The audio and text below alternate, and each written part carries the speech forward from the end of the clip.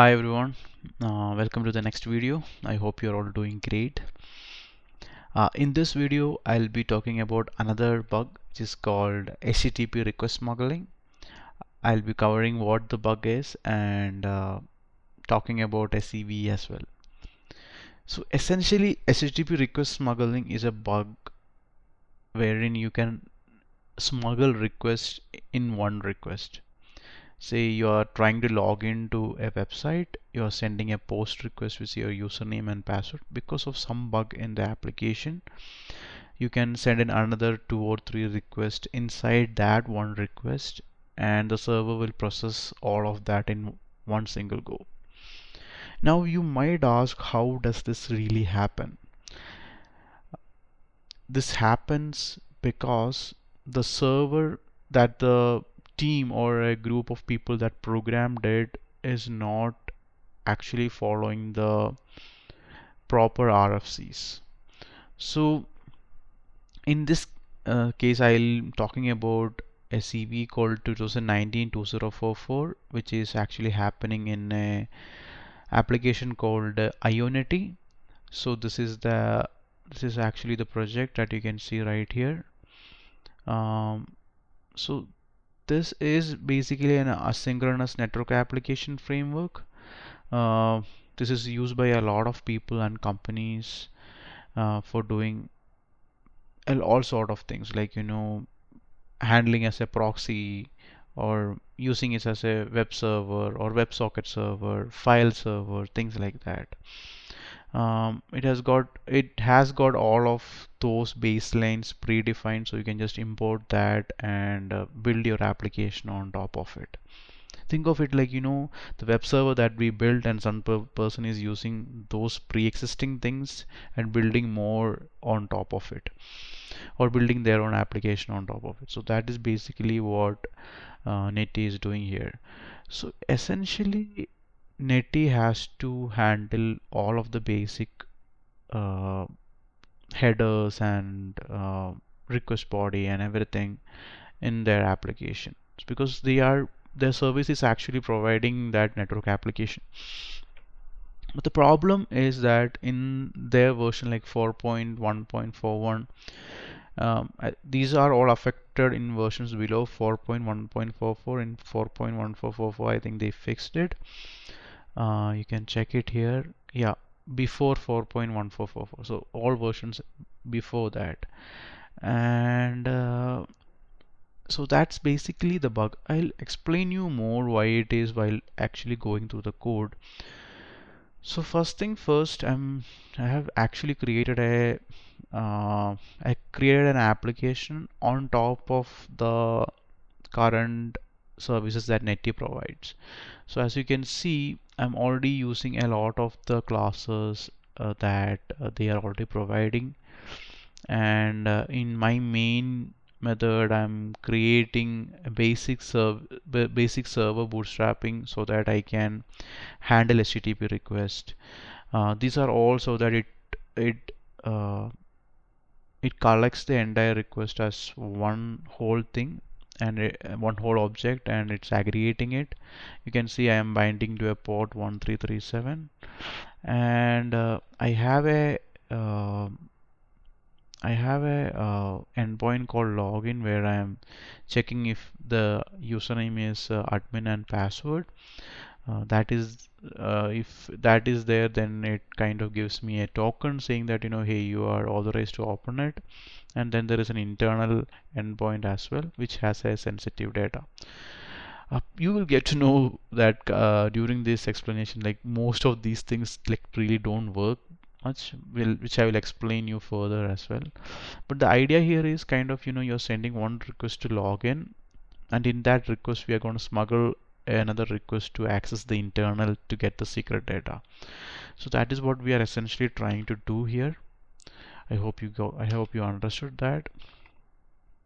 So I have already compiled it using the a really old version of it, like 4.40. I think is it already running, or yeah, so I guess it's already running here. I'll just clear it here, and I'll just yeah, so now it's active. now if I go to the browser and if I just get localhost 1337 and slash internal, see, you can see the sensitive data endpoint which is actually serving you the sensitive data. Um, okay, now, okay, 1 second. So I am using burp suits repeater where I have actually sent in some of these things. So if I just send in username equal to admin and password equal to password 123, I'll just send this thing along. Yeah, login successful. So I'm able to log in here. It's not giving me any token or anything per se. Um, okay. So mm, in the case of HTTP request smuggling, how attackers do the attack is they use usually post requests.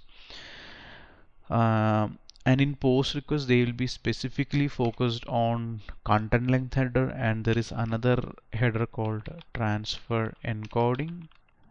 If the web server doesn't know how much, or if the browser doesn't, if the client doesn't know how much data it is actually sending along, it uses uh, a header called a transfer encoding chunked.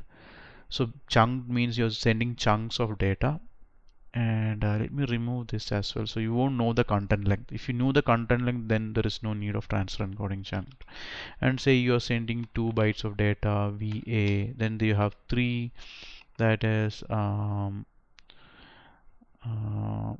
2 is VA, 3 is VAR, and 4 is VARUN, and then you send 0. Then this is how the server will know that it has reached the end of the request. The problem here is that uh, when the server is not properly built or they are not handling everything properly, this can be a great way for an attacker to send malicious request along. That is what I was doing here in the first scenario where, let me just, yeah. So see, I was sending this thing around, but I'm just sending yeah, so this is a great way for attackers to send malicious requests, right? So now when it sees 0, the server sees that, hey, that the request is over, but I'm smuggling another request over here. So now I'm going to send in 2 requests along to show you that the server is processing 2 of the requests. So ideally this should never happen, but when I'm sending this request along, you can see that, see, one request it received as a post request at a slash endpoint, and immediately it's showing that, hey, I received another request called internal. There is some issue while I'm trying to recreate it because of how everything is happening. Ideally it should actually show up on the burp saying, there's a second request with get internals details, but it's not actually showing there. But you can see that, the server actually processed 2 requests, which shows that HTTP request smuggling happened. So once I have shown you this, now let's go back. Let's read some code to understand why this is happening. Okay, now I have the entire code base of Unity 4.14, 4.1.41, right? The bug is in a file called HTTP object decoder. So it's the one that handles a lot of the object decoding in the Unity. The first thing that I would look for is in the method read headers. So it's reading headers as a byte stream. Just close this real quick so that you can see it better. Maybe increase the size. So it's reading headers as a buffer. Then if you go here, it checks the first character. If not, and if slash t is not there, and if it is equal to slash t, name is not equal to null, and things like that. If you go down, is content always empty message, then set transfer encoding message. So if the content length is empty, then you are using transfer encoding. Uh, So then the next thing is that HTTP util if transfer encoding message next state is equal to read actually the chunk size. That is it 0? Is it 2? Is it 4? How much characters are you actually sending through? But it doesn't really check if the value is not there or not. So if I'm putting in just 0, right, uh, it's not really checking for what's happening after that. So there should have an explicit check, but to be honest, there are many requests where you don't have proper header values as well. So we cannot blame them for not checking this thing here. But then again, if you do content length length, there is a next method is the private long content length. If content length, they take in a minimum value and they check if the content length, if the message is there, and they try to compute the content length. Otherwise they won't send in any content length at all. So the problem here is that if I'm sending this request along, right? But what if I just send a request without any content length and any transfer encoding chunk, which I was kind of doing it here, right? And get request, you don't have a content length. So, but see, uh, if you look here, right? You're sending in a post request, but it should ideally be giving you some kind of a response, but since content length is not there, the server is kind of in in an infinitely stuck state that it cannot give you anything back, response back. So that is kind of the reason, that is an issue with this section actually, because it's so the first time you're sending a request, it will check the content length and it will take it up, but the subsequent time if you're sending the same kind of a request, it doesn't check. And if the content length is not there, it kind of is like, it doesn't know how to process everything, because it needs to know, like a post request should have a content length, and that's how the system knows how to process everything. The next thing is to search for the colon. I'll just check for the colon. Yeah, so in the method split header, this is actually splitting the header to find, you're sending in the host or whichever header it is, authorization header. So it should split and take in all the values before and after, right?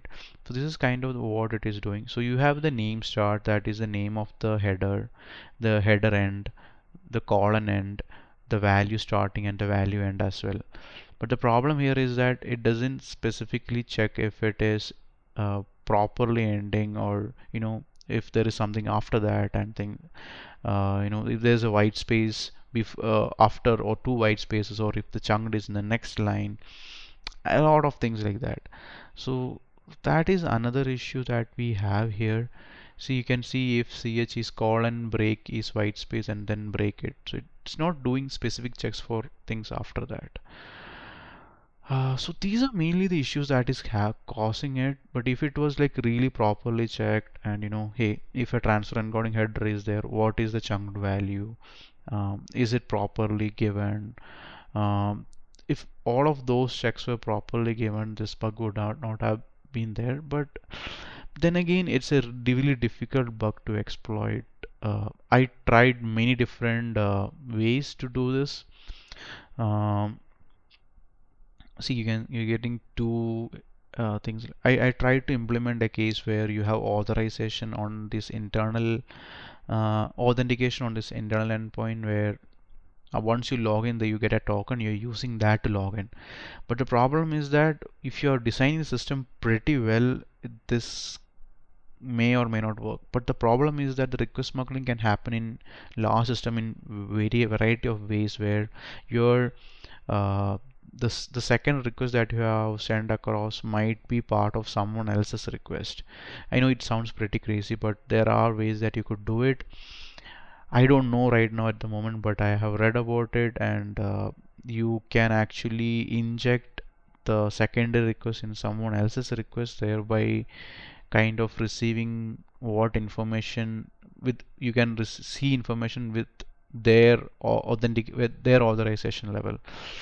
So these are kind of the attacks that are possible with HTTP request smuggling. It's a cool little bug that happened because of not properly parsing the headers and not properly following the RFCs. I will share the link about all of these things here, and yeah, so this is actually the ideal RFC. So you can look at that as well. Like, it should actually fold if it is not properly sent across, meaning the request is not properly sent across. Thank you all so much for watching. I hope you got to learn something new, and definitely try to check out if you can get Ionity to really showcase the bug, unlike the one that I did, where you couldn't really see what information was in the internal endpoint. Maybe you could try do a better job and get it sorted. Or if you have a better way to do it, comment in the do comment and let me know how to do it better. Thank you so much for watching.